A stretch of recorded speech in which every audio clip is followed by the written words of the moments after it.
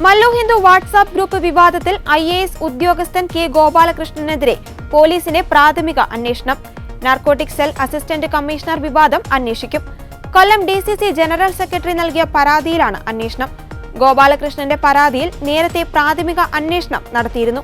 Mallu Hindu WhatsApp app group വിവാദത്തിൽ സസ്പെൻഷനിലുള്ള IAS ഉദ്യോഗസ്ഥൻ K ഗോപാലകൃഷ്ണനെതിരെ കേസെടുക്കാമെന്ന് ഇന്നലെ നിയമോപദേശം ലഭിച്ചിരുന്നു. സിറ്റി പോലീസ് കമ്മീഷണർക്കാണ് ഡയറക്ടർ ജനറൽ ഓഫ് പ്രോസിക്യൂഷൻ നിയമോപദേശം നൽകിയത്. മതപരമായ വിഭാഗീയത ഉണ്ടാക്കാൻ ഗ്രൂപ്പ് തുടങ്ങിയതിൽ കേസെടുക്കാമെന്നാണ് ജില്ലാ പബ്ലിക് പ്രോസിക്യൂട്ടർ മുഖാന്തരം സിറ്റി പോലീസ് കമ്മീഷണർക്ക് നൽകിയ നിയമോപദേശത്തിൽ പറയുന്നത്. എന്നാൽ രേഖകൾ മുഴുവൻ പരിശോധിക്കാതെയുള്ള നിയമോപദേശമാണിതെന്നും വ്യക്തത കുറവുണ്ടെന്നുമാണ് പോലീസ് നിലപാട്. അതിനാൽ തന്നെ വീണ്ടും നിയമോപദേശം തേടുമെന്നും പോലീസ് പറയുന്നു.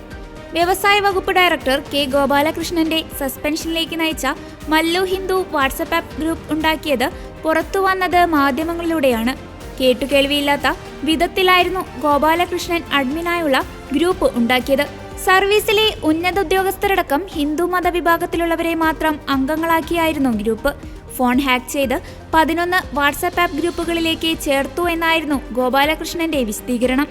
മതപരമായ വാട്സാപ്പ് ആപ്പ് ഗ്രൂപ്പ് ഉണ്ടാക്കിയ കെ ഗോപാലകൃഷ്ണനെ സസ്പെൻഡ് ചെയ്തിരുന്നെങ്കിലും കേസെടുക്കാൻ പോലീസ് തയ്യാറായിരുന്നില്ല. ഗോപാലകൃഷ്ണൻ മതസ്പർദ്ധ വളർത്തുന്ന സന്ദേശങ്ങളൊന്നും തന്നെ ഗ്രൂപ്പിൽ പ്രചരിപ്പിച്ചില്ലെന്ന് ചൂണ്ടിക്കാട്ടിയാണ് പോലീസ് കേസെടുക്കാതിരുന്നത്.